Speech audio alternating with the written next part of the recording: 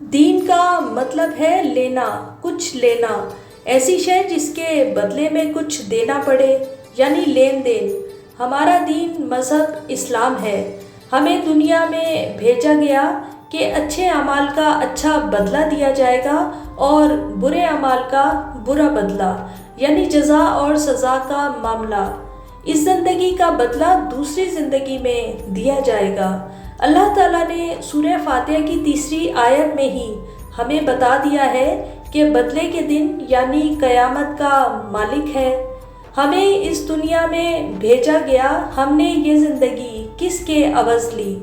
اس عہد کے عوض کہ جو ہم عالم ارواح میں لے کر آئے تھے۔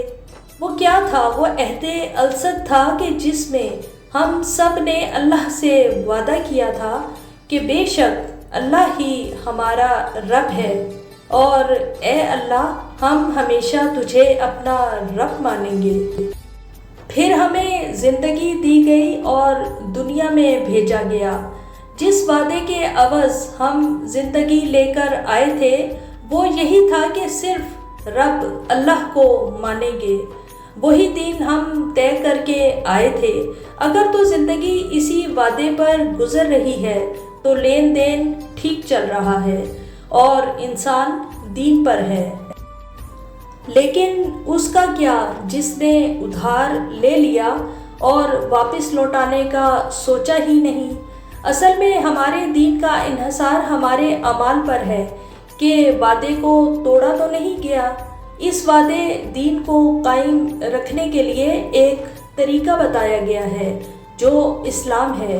زندگی تو اسے ہی ملے گی جو عہد کا پاس رکھے گا، اور جس نے عہد توڑ دیا اور دین سے مکر گیا اس سے تو پھر زندگی چھن جائے گی۔ اصل میں دین اللہ کی محبت ہے۔ اگر ہمارا دھیان اللہ کی محبت پر نہیں ہے تو پھر اس پر دوسری محبتیں حملہ آور ہونے کی کوشش کریں گی۔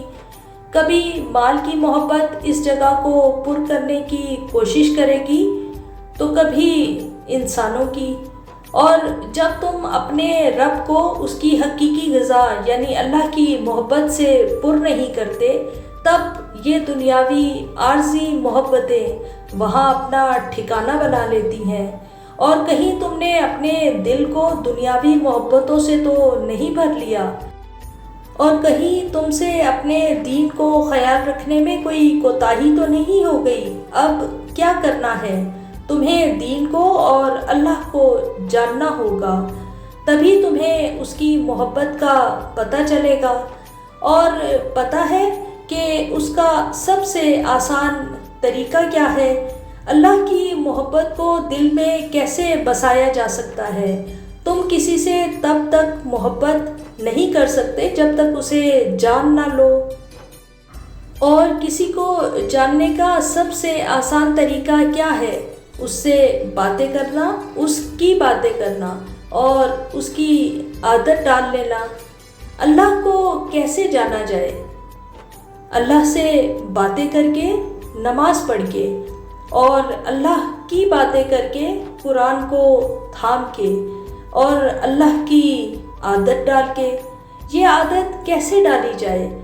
بار بار اللہ کی باتیں سن کے، قرآن کی تلاوت سن کے، اور جب تم روزانہ ایسی باتیں سنتے ہو تب تمہارے بھٹکنے کا موقع کم سے کم ہو جاتا ہے، اور قرآن کو تلاوت کر کے، اللہ سے براہ راست باتیں کر کے اللہ کی محبت دل میں ڈالی جا سکتی ہے۔